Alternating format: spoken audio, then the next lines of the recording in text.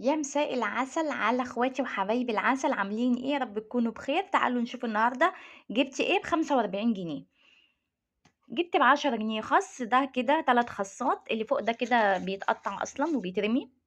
3 ب10. وجبت ب5 جنيه طماطم، جايبه الطماطم بس على قد السلطه لاني عندي صلصه. وجبت ايه؟ وجبت كيلو بصل. البصل جميل اهو زي الفل ب15 جنيه. وجبتِ بطاطس الكيلو ب15 جنيه. جبتِ برضه كيلو، يبقى كده تعالوا نحسب مع بعض جبنا إيه. جبتِ كيلو بطاطس ب15 جنيه، كيلو بصل ب15 جنيه، أدي كده 30 جنيه، ب10 جنيه خس، أدي كده 40 جنيه. وب5 جنيه طماطم، أدي كده 45 جنيه.